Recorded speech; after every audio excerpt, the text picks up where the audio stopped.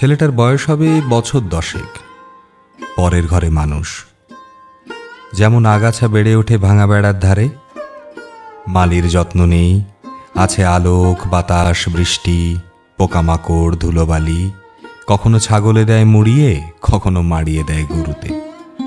তবু মরতে চায় না, শক্ত হয়ে ওঠে। ডাঁটা হয় মোটা, পাতা হয় চিকন সবুজ।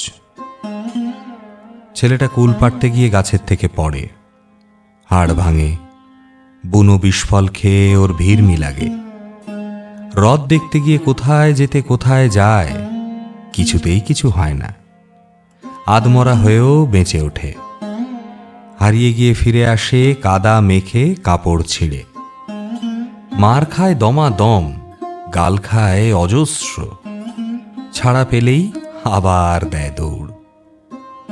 মরা নদীর বাঁকে দাম জমেছে বিস্তর, বক দাঁড়িয়ে থাকে ধারে, দাঁড় কাক বসেছে বইচি গাছের ডালে। আকাশে উড়ে বেড়ায় শঙ্খচিল, বড় বড় বাঁশ পুঁতে জাল পেতেছে জেলে। বাঁশের ডগায় বসে আছে মাছরাঙা, পাতিহাঁস ডুবে ডুবে গুগলি তোলে। বেলা দুপুর, লোভ হয় জলের ঝিলিমিলি দেখে। তলায় পাতা ছড়িয়ে শ্যাওলাগুলো দুলতে থাকে, মাছগুলো খেলা করে।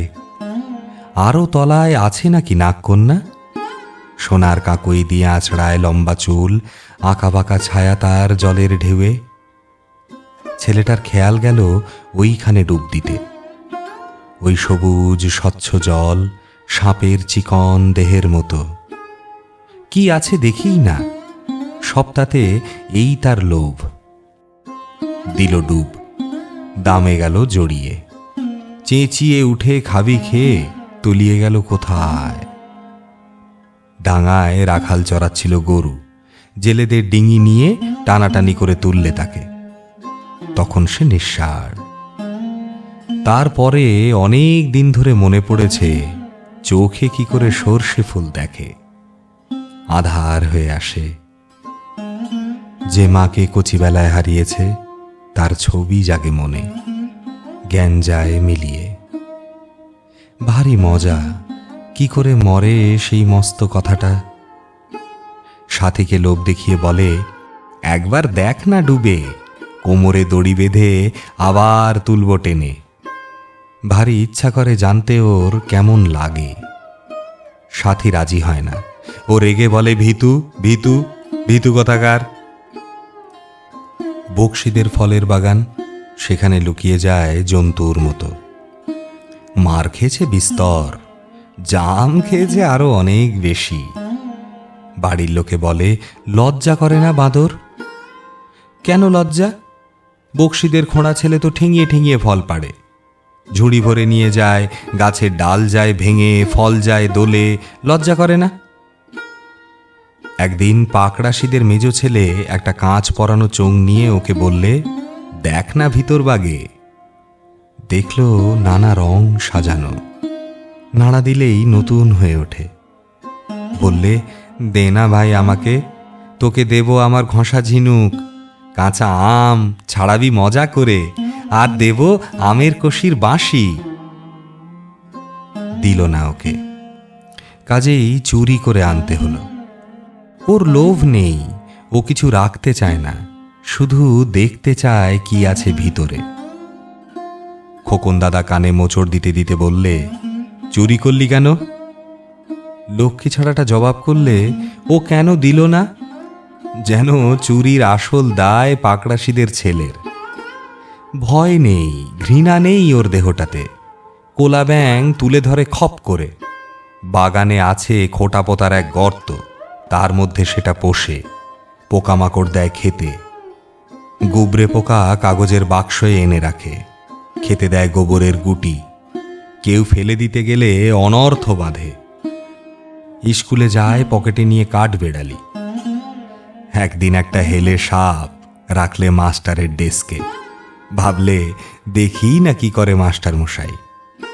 ডেস্কো খুলেই ভদ্রলোক লাফিয়ে উঠে দিলেন দৌড়। দেখবার মতো দৌড়টা। একটা কুকুর ছিল ওর পোষা, কুলিন জাতের নয়, একেবারে বঙ্গজ। চেহারা প্রায় মনিবেরই মতো, ব্যবহারটাও।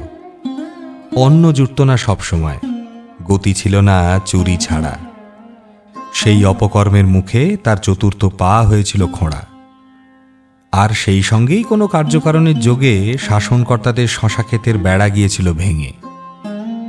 মনিবের বিছানা ছাড়া কুকুরটার ঘুম হতো না রাতে। তাকে নইলে মনিবেরও সেই দশা। একদিন প্রতিবেশীর বাড়া ভাতে মুখ দিতে গিয়ে তার দেহান্তর ঘটল। মর্মান্তিক দুঃখেও কোনোদিন জল বেরোয়নি যে ছেলের চোখে। 2 দিন সে লুকিয়ে লুকিয়ে কেঁদে কেঁদে বেড়াল। মুখে অন্ন জল রুচল না। বকশিদের বাগানে পেকেছে করম চা, চুরি করতে উৎসাহ হল না। সেই প্রতিবেশীদের ভাগ্নে ছিল 7 বছরের। তার মাথার উপরে চাপিয়ে দিয়ে এলো এক ভাঙা হাঁড়ি। হাঁড়ি চাপা তার কান্না শোনালো যেন ঘানি কলের বাঁশি। গেরস্ত ঘরে ঢুকলেই সবাই তাকে দূর দূর করে। কেবল তাকে ডেকে এনে দুধ খাওয়ায় সিধু গয়লানি। তার ছেলেটি মরে গেছে 7 বছর হল। বয়সে ওর সঙ্গে 3 দিনের তফাত। ওরই মতো কালো কোলো, নাকটা ওই রকম চ্যাপটা। ছেলেটা নতুন নতুন দৌড়াত্তি এই গয়লানি মাসির পরে।